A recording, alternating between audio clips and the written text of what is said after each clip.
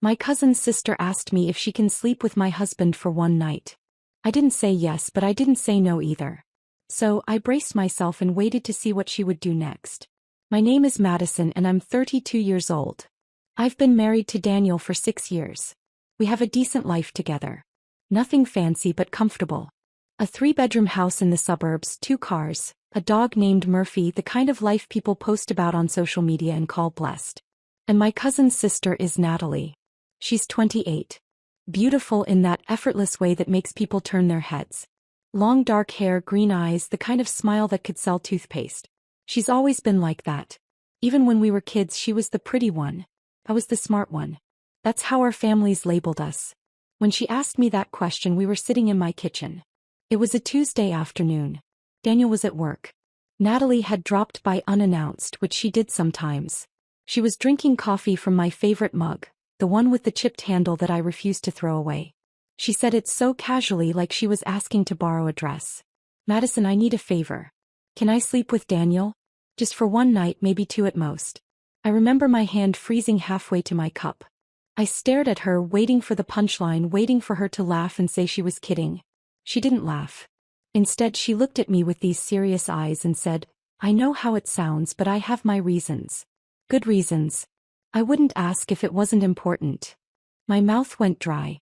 My brain couldn't process what was happening. This was Natalie, my cousin, the girl I grew up with. We had matching Halloween costumes when we were 7. We shared secrets. We cried together when her mom died 5 years ago. And now she was sitting in my kitchen asking permission to sleep with my husband.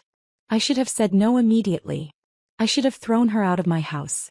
But something stopped me. Maybe it was shock. Maybe it was curiosity. Maybe it was the way she looked at me, like this was somehow reasonable. "What are you talking about?" I finally managed to say. She leaned forward. "I can't explain everything right now. But trust me, Madison, this is about something bigger than you think. I need this. And I promise it won't mean anything. It's necessary." Necessary. That word kept echoing in my head. "Does Daniel know you're asking me this?" I said, "No, I wanted to talk to you first. You're my family. I respect you too much to go behind your back." The funny thing is that almost made it worse. She thought she was being respectful by asking permission to sleep with my husband. Like that made it okay somehow. Stood up from the table. My legs felt shaky. "I need you to leave. Madison, now Natalie, get out of my house." She looked hurt. Actually hurt.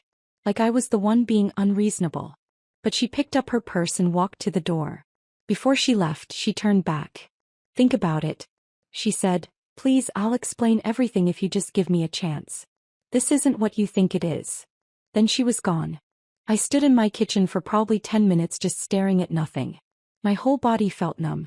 Did that really just happen? Did my cousin really just ask if she could sleep with Daniel? I picked up my phone. My first instinct was to call Daniel, tell him what happened, but something made me hesitate. What if he said yes? That thought hit me like a punch to the stomach. What if I told Daniel and he actually considered it? What if he was curious? What if he wanted to? Daniel and I had a good marriage. At least I thought we did. We didn't fight much. We had regular date nights. Our intimate life was fine. Not spectacular, but fine.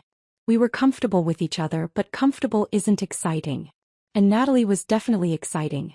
I put my phone down. Instead of calling Daniel, I did something else. I opened my laptop and logged into our shared email account, the one we used for bills and subscriptions. Daniel didn't know I had the password saved. It was one of those things that just happened over time. We trusted each other, or at least I thought we did.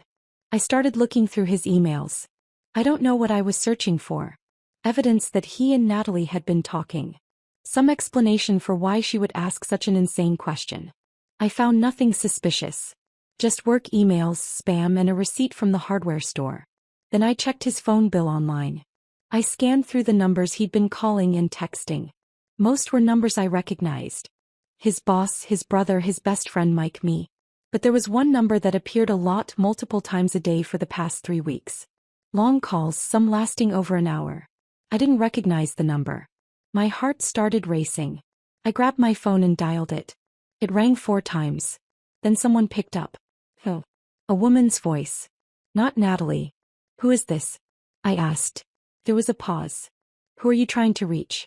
My husband has been calling this number a lot. I want to know who you are. Another pause. Longer this time. Is your husband Daniel Crawford? My blood went cold. She knew his full name. Yes, I whispered. I think you should come see me, the woman said. We need to talk in person. Can you meet me at Riverside Coffee on 5th Street tomorrow at 10 o'clock in the morning? What's going on? How do you know my husband? Tomorrow at 10 o'clock, she repeated. Come alone. Don't tell Daniel. Then she hung up. I sat there holding my phone, my hand trembling. Everything was spinning out of control. First Natalie's insane request, and now this mystery woman who Daniel had been calling for weeks. I barely slept that night. Daniel came home from work around 6 o'clock. He was normal, cheerful even. He kissed me on the cheek, asked about my day, played with Murphy in the backyard. He didn't act like a man who was having an affair. But then again, what did I know about how affair partners acted? At dinner, I almost brought up Natalie. The words were right there, ready to spill out, but I swallowed them down. Some instinct told me to wait to find out more before I showed my hand. You seem distracted, Daniel said, reaching across the table to touch my hand. Just tired? I lied. He squeezed my hand. Want to watch that show? You like the one about the bakery? I nodded. We settled on the couch together, his arm around me. So normal, so familiar, so fake. I watched him from the corner of my eye. This man I'd known for 8 years, married for 6. Did I even know him at all? His face looked the same. The slight scar on his chin from a childhood bicycle accident. The way his eyes crinkled when he smiled. But maybe I'd been looking at a stranger this whole time. Murphy jumped up between us, breaking my spiral of thoughts. Daniel scratched behind the dog's ears absent-mindedly, his attention on the television. I studied his profile. He looked tired. Actually tired. I'd been so caught up in my own paranoia that I hadn't noticed the dark circles under his eyes. The way his clothes seemed a little looser than they had a month ago. Have you been eating lunch at work? I asked suddenly. He glanced at me, surprised. Yeah. Why? You look like you've lost weight. The cafeteria food is terrible, he said with a slight smile. I've been skipping it some days. Maybe I should start packing lunch. It was such a normal explanation. But now that I was really looking at him, I could see other things. His skin looked pale. He'd been going to bed earlier. He'd led poker night with Mike twice in the past month. I'd been so wrapped up in my own routine that I hadn't noticed my husband was changing right in front of me. The next morning, I told Daniel I was meeting my friend Jessica for coffee. He barely looked up from his laptop, just waved and told me to have fun. I drove to Riverside Coffee in a daze. I was 20 minutes early, but I couldn't sit still at home. I ordered a latte I didn't want and sat at a corner table watching the door. At exactly 10 o'clock, a woman walked in. She was older than me, maybe 45. Professional looking with short gray hair and glasses. She scanned the room, spotted me and walked over. Madison, she said. Yes, who are you? She sat down across from me. My name is Dr. Patricia Chin. I'm an oncologist at Memorial Hospital. My whole world tilted. An oncologist? Cancer. I'm sorry, she continued. I probably scared you with my cryptic phone call, but when you called me, I realized Daniel hasn't told you yet and he needs to. He needs to tell you what's going on. Tell me what? My voice came out as barely a whisper. Dr. Chin looked uncomfortable. I can't violate doctor-patient confidentiality, but Daniel is my patient. He's been coming to see me for the past month. He's been calling me with questions, concerns, the calls you saw on his phone bill. Does he have cancer? She pressed her lips together. You need to talk to your husband, Madison. I shouldn't have even confirmed he's my patient, but when you called, you sounded so worried. And I thought maybe you knew. Maybe you two were going through this together, but clearly he hasn't told you. My hands were shaking. I put them in my lap so she wouldn't see. How bad is it? I asked. Talk to Daniel, she said gently. I'm sorry I can't tell you more, but he loves you. That much I can see in how he talks about you. He's scared. And whatever his reasons are for not telling you, they come from a place of love, even if it's misguided. She stood up. Make him tell you the truth, Madison, soon. He needs support right now, whether he admits it or not. Then she left me sitting there, my untouched latte going cold. Daniel had cancer. My husband had cancer and didn't tell me. Everything clicked into place. The phone calls, his distracted behavior lately, the way he'd been extra affectionate like he was trying to memorize moments with me, the weight loss, the exhaustion, the power of his skin. But what did this have to do with Natalie? Why would she ask to sleep with him if he was sick? Unless, oh God, was this some kind of dying wish thing? Was Daniel dying and Natalie knew and she was trying to give him one last experience? I felt like I was going to throw up. I drove home in a blur. Daniel's car was in the driveway. He'd said he had the afternoon off. I found him in the garage organizing his tools. Always organizing when he was stressed. We need to talk, I said. He turned around and I saw it in his face. The guilt, the fear. Okay, he said quietly. We went inside, sat on the couch. Murphy sensed the tension and hid under the coffee table. I know you're sick, I said. I met with Dr. Chin this morning. The color drained from his face. What? How did you? I saw her number on our phone bill. I called her. She told me to talk to you. I grabbed his hand. Daniel, why didn't you tell me we're married? We're supposed to face things together. He looked down at our joined hands. I didn't want to scare you. Well, I'm scared now. How bad is it? What kind of cancer? He took a deep breath. Lymphoma stage 2. Dr. Chin says the treatment success rate is high, around 70%. I start chemotherapy next month. 70%, which meant 30% chance it didn't work. I'm so sorry, he said. I should have told you right away, but I was still processing it, still trying to wrap my head around it, and I didn't want to burden you until I had a clear treatment plan. I was crying now. I didn't even realize it until I felt the tears on my cheeks. You're not a burden. You're my husband. I love you. He pulled me into his arms. We sat there holding each other for a long time. When did you find out? I asked into his shoulder about 6 weeks ago. I'd been feeling tired. Really tired. And I had these night sweats. I thought it was just stress from work, but then I found a lump in my neck. Right here, he guided my hand to the side of his throat. I felt it immediately, a small hard bump that shouldn't be there. How did I miss this? I whispered. I've been wearing high collars, avoiding certain angles. I didn't want you to notice until I knew what it was. He pulled back to look at me. I got the diagnosis 3 weeks ago.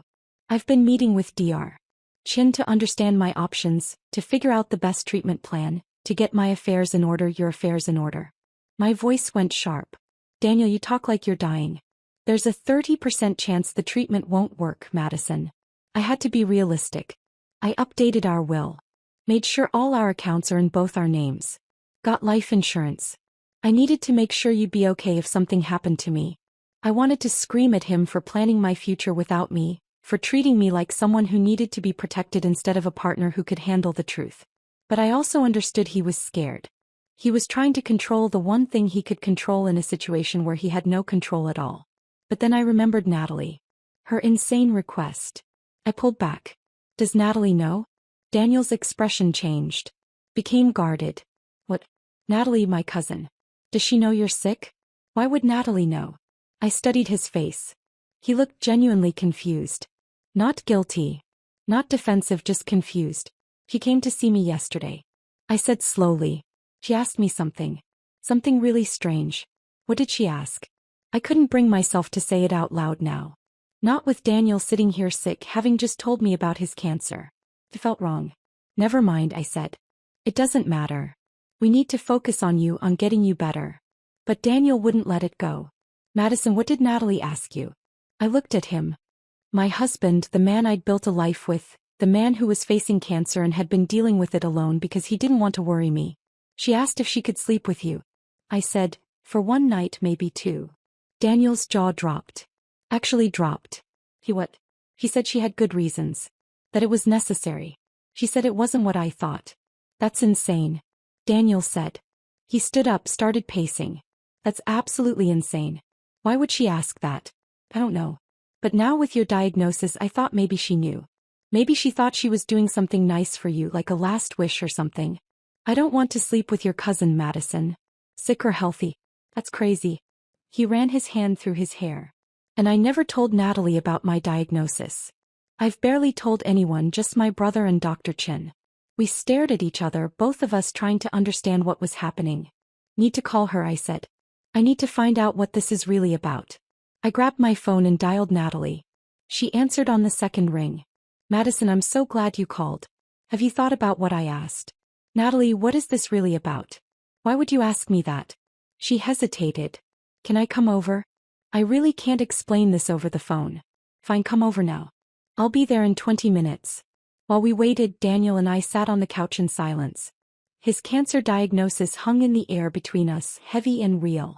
But somehow Natalie's bizarre request felt even more urgent, more confusing. I should have told you earlier, Daniel said suddenly about being sick. I thought I was protecting you, but I was just being a coward. You're not a coward. You're scared. There's a difference. He shook his head. I kept imagining telling you and seeing your face crumble. I couldn't stand that thought, so I kept putting it off, telling myself I'd tell you after the next appointment. After I had more information, after I had a solid plan, but there's never a good time to tell someone you might die. You're not going to die, I said firmly. 70% success rate. Those are good odds. 70% means 3 out of 10 people don't make it, Madison. And 7 out of 10 do. You're going to be one of the 7. He smiled weakly. How do you know? Because I'm not ready to lose you. Because we still have so much left to do. Because the universe owes me after the day I've had. It got a real smile from him. Fair point. When Natalie arrived, she looked nervous. She kept twisting her hands together as she sat in the armchair across from us. Okay, she said. I'm going to tell you everything, but you have to promise not to judge me until you hear the whole story. Just talk, I said. Natalie took a deep breath. 3 months ago I met someone. His name is Marcus. He's wonderful, smart, funny, kind, everything I've ever wanted in a partner. I exchanged a glance with Daniel. Where was this going? We fell in love fast, Natalie continued. Really fast. And last month he proposed. I said, yes, that's great, Natalie, I said, confused. But what does this have to do with? His family is very traditional, she interrupted. Very old-fashioned. They have certain expectations, and one of those expectations is that I'm not a virgin. I blinked. What? They want me to have experience. They think virgins make bad wives because they don't know what they're doing in the bedroom. It's this weird family philosophy his mother has. She told me directly that Marcus shouldn't marry a virgin, that their marriage would fail if I didn't have experience first. Daniel leaned forward. So, you thought you'd just use me for that? Oh, God, no. Let me finish. Natalie was crying now. Marcus doesn't know I'm a virgin. I lied to him.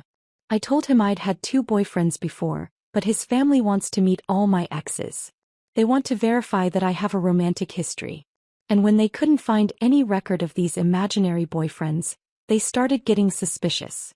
Why didn't you just tell Marcus the truth? I asked because he'd break up with me. He's already told me that he couldn't marry a virgin, that his family would never accept it. And I love him, Madison. I really love him. But I panicked. And I thought maybe if I had actual experience I could pull off the lie better, be more convincing. I couldn't believe what I was hearing. So, you were going to use my husband to lose your virginity so you could trick your boyfriend. I know how it sounds. I know it's crazy, but I didn't know what else to do. And I thought if anyone would understand, it would be you. You've always been there for me. And Daniel, you're a good man. I trust you. I thought maybe you'd understand too. Daniel stood up.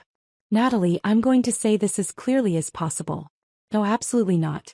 What you're asking is not only disrespectful to my marriage. It's not going to solve your problem. If Marcus and his family are that rigid about something so personal, maybe he's not the right person for you. You don't understand. Natalie sobbed. I love him. I can't lose him.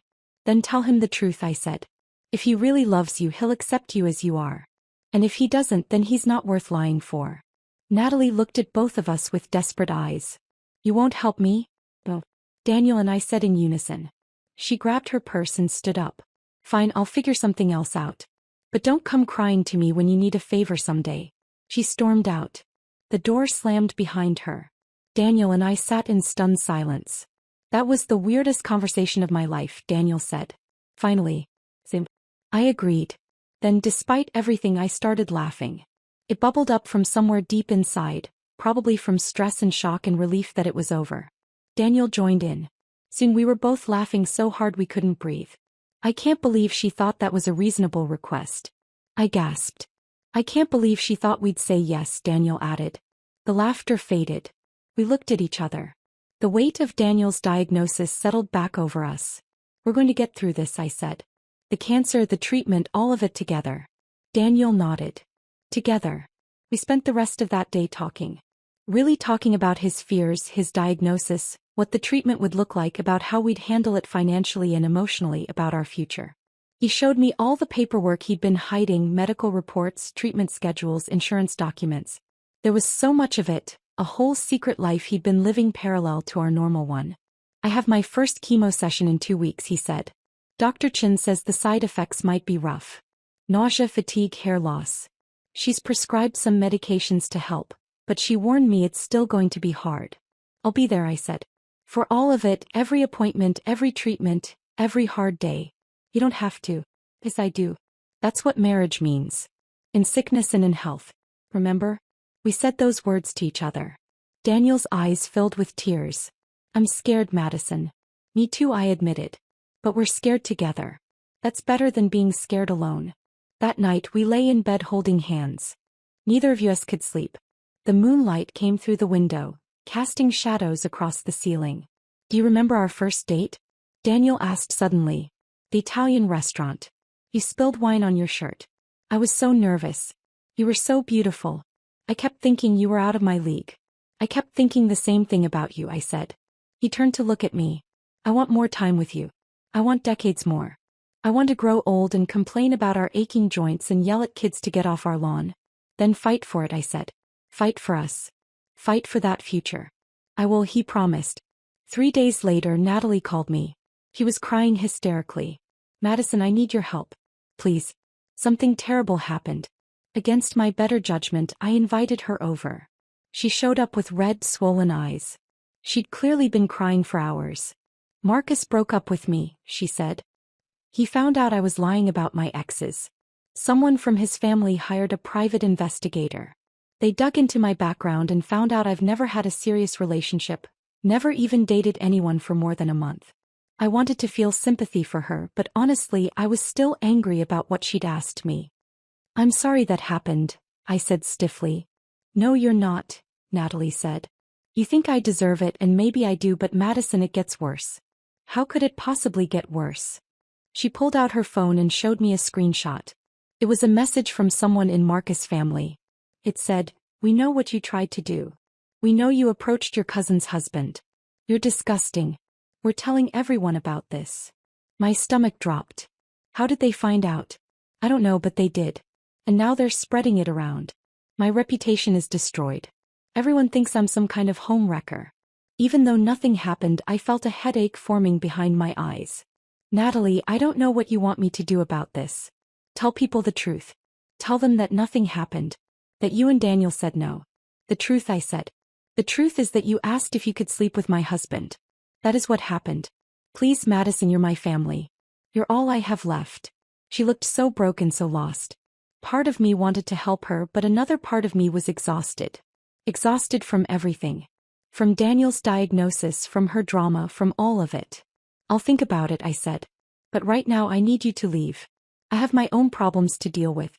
After she left, I told Daniel about Marcus' family finding out. Good, he said bluntly.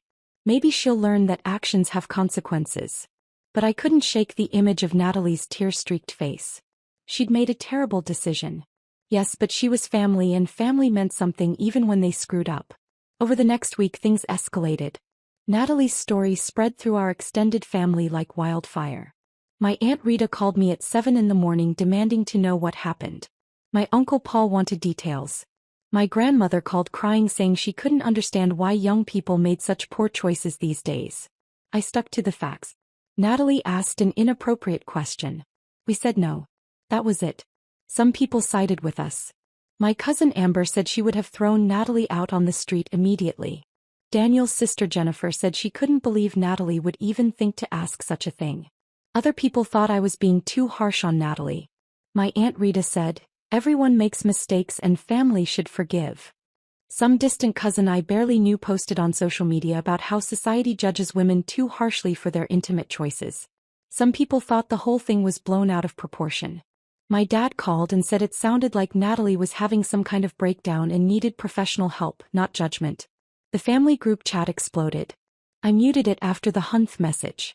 Meanwhile, Daniel's first chemotherapy appointment was approaching. We met with Dr. Chin again to go over everything. She was patient and thorough, answering every question we had. The treatment plan is 6 cycles, she explained. Each cycle is 21 days.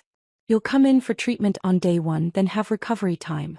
By cycle 3 or 4, we'll do scans to see how the tumors are responding. 6 cycles, Daniel repeated.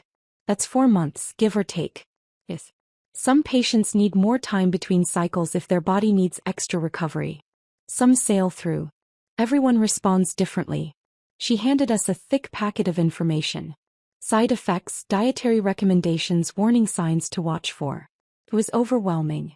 I'm not going to lie to you, Dr. Chen said. This is going to be hard, but you're young and otherwise healthy. Those are both factors in your favor. And Madison, the fact that you'll be there supporting him makes a huge difference. Patients with strong support systems do statistically better. On the drive home, Daniel was quiet. What are you thinking? I asked. 4 months minimum, maybe longer. That's a long time to feel terrible. We'll get through it one day at a time. I keep thinking about all the things I wanted to do, places I wanted to take you. Now I'll spend the next few months in and out of hospitals feeling like death. I pulled into a parking lot and stopped the car, turned to face him. Listen to me. This is not the end of your life. This is a detour. A really unpleasant detour, yes, but once we get through it, we'll have all the time in the world for those places and experiences. This is temporary. We just have to survive it. He nodded, but I could see the fear in his eyes. That night I couldn't sleep. I kept thinking about Dr. Chen's words. 70% success rate. 7 out of 10 people made it, but 3 out of 10 didn't. What if Daniel was one of the 3? What would I do without him? How would I survive losing the person I'd built my entire adult life around? I got out of bed and went downstairs. Murphy followed me, his nails clicking on the hardwood floor. I sat on the couch and he jumped up beside me, resting his head on my lap. Your dad's going to be okay, I whispered. To the dog. He has to be. Murphy looked at me with his big brown eyes, and I swear he understood. I must have fallen asleep there because I woke up to Daniel covering me with a blanket. What time is it? I mumbled. 5 o'clock in the morning. Come back to bed. I couldn't sleep. Me neither. He sat down beside me. Murphy repositioned himself to rest his head on both our laps. I've been thinking about Natalie. What about her? She's clearly going through something. And yes, what she asked was completely inappropriate, but maybe we should help her. Not with the Marcus thing, but with getting actual help, therapy or something. I looked at him in surprise. After everything she did, you want to help her? He's your cousin. She's family. And sometimes family means helping people even when they don't deserve it. He paused. Plus, I'm about to spend the next few months learning what it's like to need help, to be vulnerable, to have to rely on other people. Maybe this is my chance to practice being on the other side of that. That's when I knew without a doubt that Daniel was going to survive this, because only someone who intended to live would think about helping others in the middle of their own crisis. The next day I called Natalie. Can we meet for coffee? I asked. Really? He sounded surprised. Yes, but not to talk about Marcus. To talk about you and what comes next. We met at a different coffee shop this time. Neutral territory. Natalie looked terrible. Dark circles under her eyes, hair pulled back in a messy ponytail. None of her usual polish. I'm not going to help you fix things with Marcus, I said as soon as we sat down. That relationship sounds toxic, and honestly you're better off without it. I know, she said quietly. I've been thinking about it. You and Daniel were right. If Marcus really loved me, he would have accepted me as I am. The whole thing with his family was a huge red flag that I ignored. Why did you ignore it? She was quiet for a moment. Because I wanted so badly for it to be real. For someone to choose me, for someone to think I was enough. Natalie, you are enough. You've always been enough. But you're not going to believe that until you deal with whatever's making you feel like you're not. I know I need therapy. I know I have issues. I just don't know where to start. I pulled out my phone and showed her the name of a therapist my friend Jessica had recommended years ago. Call her. Tell her what's going on. Start there. Natalie looked at the name on my screen. You'd really help me after what I did. You're a family and you're hurting. And yes, you made a terrible choice, but everyone deserves a chance to do better. She started crying, not the hysterical sobs from before. Quiet tears that seemed to come from somewhere deeper. Thank you, she whispered. But Natalie, you need to understand something. What you asked me to do hurt. It hurt me. And it hurt my marriage. And even though I'm helping you now, that doesn't mean I've forgotten. Trust takes time to rebuild. I understand. I'll do whatever it takes. I believed her. Maybe I was naive, but I believed her. Daniel's first chemotherapy session was on a Thursday. I took the day off work. We arrived at the hospital at 8 o'clock in the morning. The chemo room was not what I expected. It looked almost comfortable. Recliners instead of hospital beds, windows with natural light, a television in the corner playing the morning news on mute. There were other patients. An older man reading a newspaper, a woman about my age knitting, everyone within 4 poles next to their chair, everyone fighting their own private war. A nurse named Caroline got Daniel settled in a recliner. She was warm and efficient, explaining everything as she worked. First time? She asked Daniel. That obvious? You get a feeling for it? Don't worry, we'll take good care of you. The first session is usually the longest because we have to monitor you carefully. Bring a book or download some movies. You'll be here about 4 hours. 4 hours. I watched as Caroline inserted the 4. Watched the clear liquid start dripping into Daniel's arm. Poison designed to kill the cancer cells, but poison that would also make him feel terrible. How are you doing? I asked Daniel after Caroline left. Okay, so far it doesn't hurt or anything. Not yet, the older man with the newspaper said. Give it a day or two, then it hits you. Daniel's face went pale. Don't listen to him, the knitting woman said cheerfully. Everyone reacts differently. I barely had any side effects my first few cycles. You might be the same, but she wasn't right. Daniel wasn't the same. The first 24 hours were fine. He felt okay. Tired but okay. We even went out for dinner trying to maintain some sense of normalcy. Then on Friday night it hit him. The nausea came first. Intense, overwhelming nausea that the medication barely touched. He couldn't keep anything down. Not food, not water, barely even the pills Dr. Chen had prescribed. I called the after-hours number. The on-call doctor prescribed different medication, stronger medication. It helped a little. But Daniel still spent most of Saturday curled up in bed miserable. I can't do this, he said at one point. I can't do 5 more cycles of this. Yes, you can. You're doing it right now. Just focus on getting through today. Don't think about next cycle or the one after that. Just today. Sunday was a little better. He managed to eat some soup, kept down half a piece of toast. By Monday the worst had passed and he was just exhausted. 1 down, he said weakly. 5 to go. Week 2 after chemo, Daniel started feeling more like himself. He went back to work part-time. We took Murphy for short walks. We watched movies on the couch, almost normal. But then week 3 arrived and with it came the second cycle. This time we knew what to expect. We were prepared, but preparation didn't make it easier. The pattern repeated. Treatment day was okay. Day 2 was manageable. Day 3 through 6 were terrible. Then slow recovery. Somewhere around cycle 3, Daniel's hair started falling out. I found it on his pillow one morning. Strands of dark hair that had come loose during the night. Daniel saw it too. Well, he said, trying to joke. Guess it's time for the full cancer patient look. We went to the bathroom. I got out the clippers. You don't have to do this, he said. Yes, I do. We're in this together, remember? I shaved his head, watching the hair fall away, revealing the shape of his skull, the vulnerability of his bare scalp. He looked different. Older somehow, but also brave. Your turn, he said when I finished. What? If I'm doing this, you should too. Solidarity. I stared at him. My hair fell past my shoulders. I'd been growing it for 3 years. But looking at Daniel's bare head at the courage it took for him to face his reflection every morning. I knew what I had to do. Okay, I said. Really, Madison? I was kidding. I'm not. Do it. So Daniel shaved. My head too. Both of us bald. Both of us vulnerable. Both of us in it together. When we looked in the mirror together we started laughing. That same stress relief laughter from the day Natalie made her insane request. We look ridiculous, I said. We look like a matching set, Daniel corrected. That night my Aunt Rita called. Word had gotten around about Daniel's cancer. Family members were reaching out, offering help, sending prayers, asking what they could do. I'm organizing a meal train, Rita said. Different people will bring you dinner every night so you don't have to cook. And I'm setting up a fund to help with medical bills. I wanted to protest to say we were fine, but we weren't fine. We were drowning. And Rita was throwing us a lifeline. Thank you, I said. That's what family does, she said simply. Over the next few weeks, our house became a revolving door of relatives. Uncle Paul brought homemade lasagna. Cousin Amber brought chicken soup.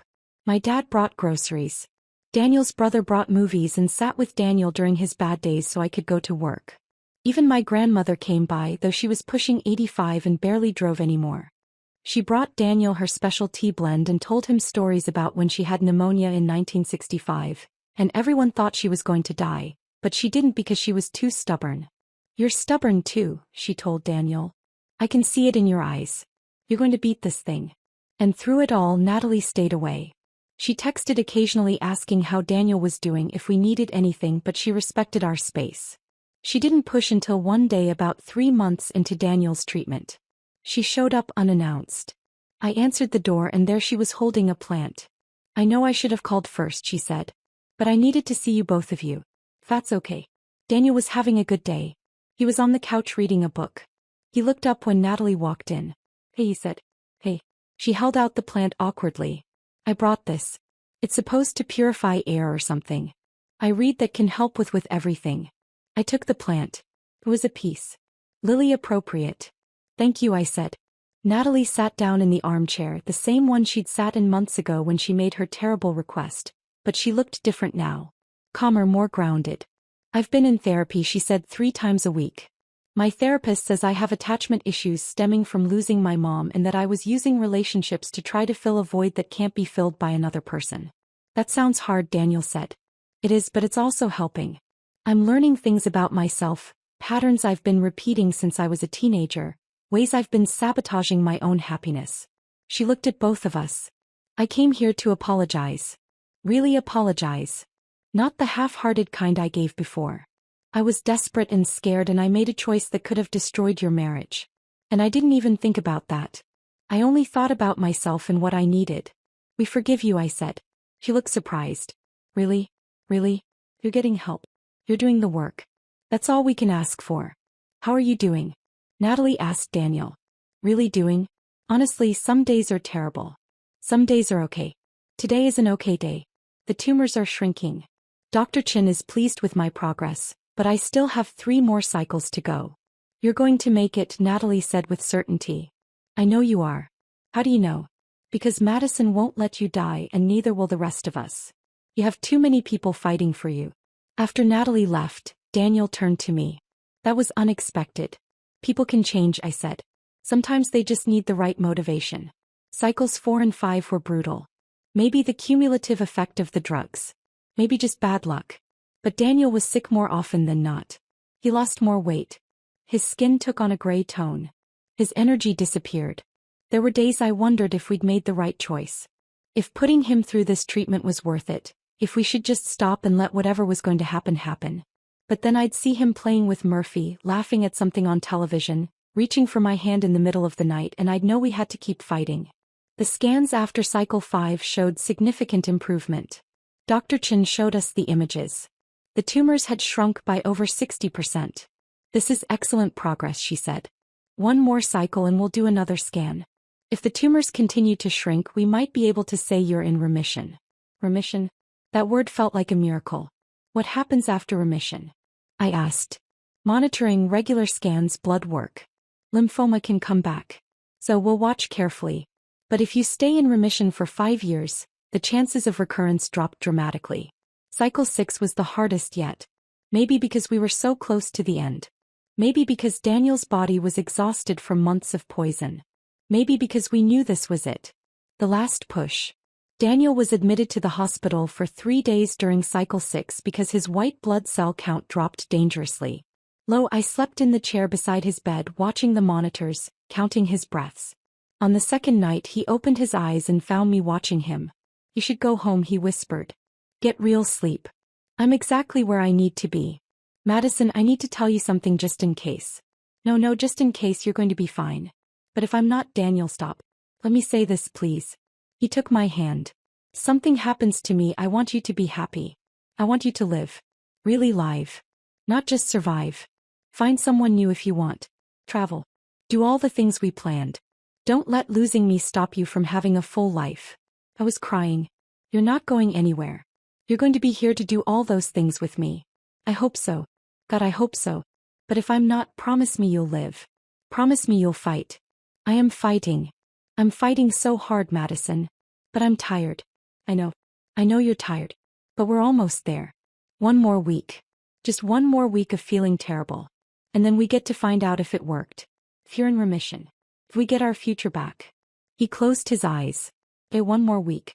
And he did it. He made it through cycle 6. Through the nausea and exhaustion and pain, through the horrible days and the long nights. 2 weeks after his final treatment, we went back to Dr. Chen's office for scans. The waiting room was full. All these people fighting their own battles. I wondered how many would win, how many would lose, how many were sitting here terrified just like us. Daniel squeezed my hand. Whatever the results are, we deal with it together.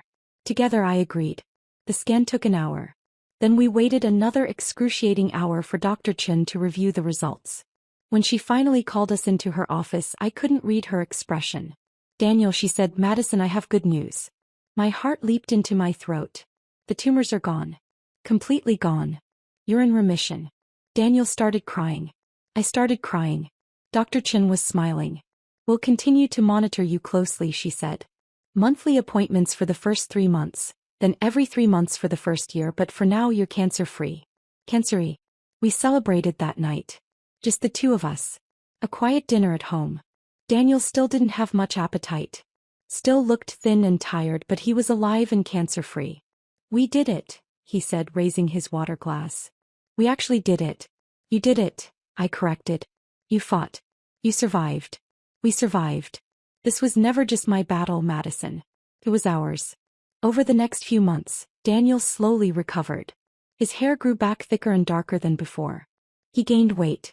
Color returned to his face. Energy returned to his body. We took a trip to the mountains. Just a weekend, but it felt like freedom. Walking through forests, breathing clean air, being normal again. Natalie continued her therapy.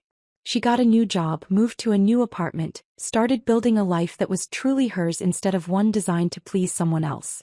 She met someone new about 6 months after Daniel's remission. A guy named Ryan. He was a teacher at the local high school. Normal kind, real. He knows everything. Natalie told me over coffee about my past, about what I did, about my therapy, and he doesn't care. He says everyone has a past and what matters is who you are now.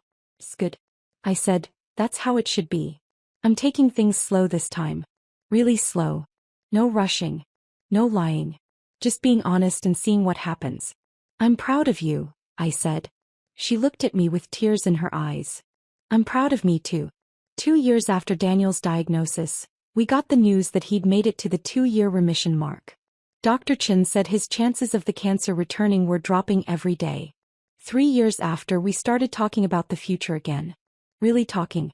Not just surviving day-to-day, but planning. I want to adopt a kid, Daniel said one night. I looked at him in surprise. Really? Yeah, I spent so long thinking I might die that I forgot to think about what living means. And living means growing our family, giving some kid a good home, building something bigger than just us. We started the adoption process that month. Took 18 months, but we finally brought home a 5-year-old girl named Emma. She had big brown eyes and had been in the foster system since she was 2. She was quiet and careful, watching us like she expected us to disappoint her. It's okay, I told her that first night, tucking her into bed in the room we'd spent weeks preparing. You're safe here. You're home. She looked at me with those serious eyes. People always say that. I know, but we mean it. You're our daughter now. For real. Forever. What if you get sick again? He asked, looking at Daniel. Like the other family I was with, the dad got sick and they couldn't keep me. Daniel sat down on the edge of her bed. I was sick once. Really sick, but I got better. And even if I got sick again, we'd still be your family no matter what. That's what family means. Promise. Promise. 6 months after Emma came home, Natalie got engaged to Ryan. She called me crying happy tears. He proposed. He proposed. And I didn't even panic. I just said yes because this feels right, Madison. Really right. I'm so happy for you. Will you be my maid of honor? Of course I'd be honored. The wedding was beautiful, small and intimate, just close family and friends. Natalie wore a simple white dress. Ryan cried when he saw her walking down the aisle. During her vows, Natalie talked about second chances, about learning to be honest, about finding love when you stop looking for perfection and start accepting reality. I caught her eye during the reception. She mouthed thank you to me. I smiled back. 3 years after Daniel's diagnosis, We went back to Dr. Chen's office for his annual scan. 3 years remission, she said, reviewing his results. Everything looks perfect. Your body has fully recovered. If you make it to 5 years without recurrence, we'll start scaling back the monitoring. And if I make it to 5 years, Daniel asked. Then statistically you're in the clear. The cancer is unlikely to return at that point. 5 years. 2 more years until we could really breathe easy. But we weren't holding our breath anymore. We were living. Emma was doing well in school. She'd opened up over the months, laughing more, trusting more. He called us mom and dad now. It had taken 8 months before she felt safe enough to use those words. But when she finally did, I cried for an hour. Murphy was getting older, slower, but he still greeted us at the door every day, tail wagging. He'd taken to sleeping in Emma's room, appointed himself her protector. Daniel went back to work full-time. His boss had been incredibly understanding during his treatment, and now Daniel was thriving again. He'd even gotten a promotion, Natalie. And Ryan had been married a year. They were happy. Really happy. Natalie sent me pictures of their apartment, their weekend trips, their simple normal life. She'd never looked more content. 4 years after diagnosis, we threw a party, not a cancer anniversary party, just a party because life was good and we wanted to celebrate. Our house filled with family. Uncle Paul brought his famous lasagna. Aunt Rita brought too much wine. My grandmother, now 89, sat in the place of honor and told everyone she'd known all along that Daniel would survive because he was too stubborn to die. Daniel's brother gave a toast. To Daniel and Madison, who taught us all what it means to fight, to survive, to never give up. And to family, I added, to the people who show up, who bring meals and stay late and shave their heads in solidarity. Everyone cheered. Emma giggled. Murphy barked. Later that night, after everyone left, Daniel and I sat on the back porch. Emma was asleep upstairs. Murphy was curled up on his bed. The house was quiet. Do you remember that day in the kitchen? Daniel asked when Natalie asked her crazy question. How could I forget? I think about it sometimes. How that day marked the beginning of everything. Your discovery about my cancer, our journey through treatment, everything that came after. Life's strange like that, I said. Sometimes the weirdest moments lead to the most important ones. I never did ask you, Daniel said. Why didn't you say no immediately? Why did you wait to see what she'd do? I thought about it. I don't know. Maybe some part of me knew there was more to the story. Maybe I was in shock. Or maybe I was just giving her rope to either save herself or hang herself with. And she chose to save herself. Eventually I agreed. But she had to hit rock bottom first. Like I had to get sick to appreciate being healthy. Maybe that's the lesson in all of this. Sometimes we have to lose things to understand what they mean. Daniel took my hand. I never want to lose you. You won't. We're in this for the long haul. You and me and Emma and whoever else joins our weird little family. Who else would join? I don't know. Maybe another kid, maybe a cat, maybe nothing, maybe everything. The point is we're here. We're alive. We made it through the worst and came out stronger. 5 years after Daniel's diagnosis, we went back to Dr. Chen's office. The 5-year scan, the one that would tell us if we were really truly in the clear. Emma came with us. She was 10 now, bright and funny, and so much more confident than the quiet 5-year-old we'd brought home. Are you nervous, Dad? She asked. In the waiting room. A little, Daniel admitted. Don't be. You're going to be fine.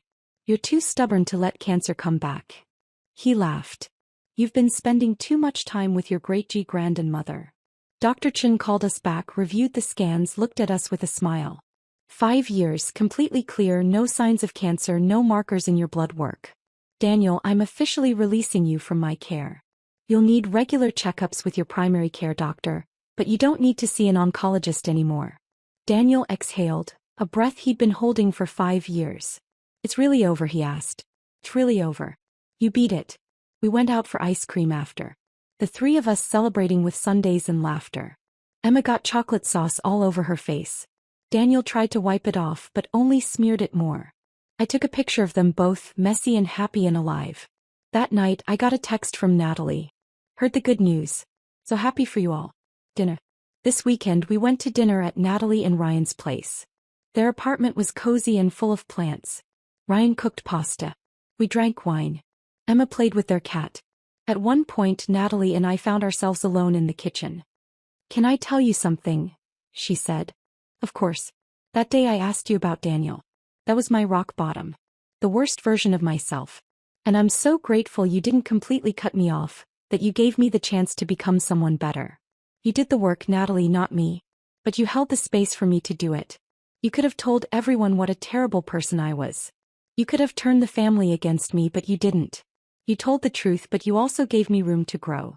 That's what family does, I said, echoing Rita's words from years ago. Looking back now, 6 years after that Tuesday afternoon in my kitchen, the whole thing feels like a story that happened to someone else. Like a movie I watched instead of a life I lived. But it was my life, our life. The day Natalie asked if she could sleep with my husband was the day everything changed. Not because of her question, but because of everything that came after.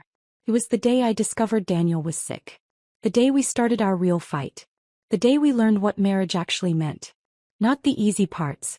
Not the comfortable parts, but the hard parts, the scary parts, the parts where you show up even when you don't know if there's going to be a happy ending. Natalie is pregnant now. She and Ryan are expecting a boy. She called me last week asking if Emma would like to be a cousin to her son. Of course I said we're family. Daniel is healthy.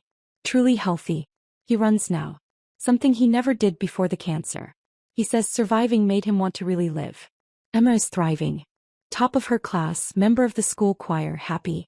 Murphy passed away 2 years ago. We buried him in the backyard under the oak tree. Emma planted flowers on his grave every spring. We got a new dog, a rescue named Charlie. He's nothing like Murphy, but we love him anyway. Life is good.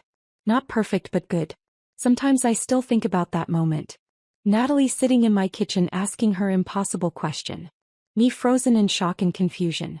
I didn't say yes, but I didn't say no either. I waited to see what would happen next. And what happened next was everything. The pain and the healing, the fear and the courage, the breaking and the mending. All of it necessary. All of it leading to here, to now. To this life we've built from the ashes of what we almost lost. Natalie asked if she could sleep with my husband for one day. I didn't answer because sometimes the right answer isn't yes or no.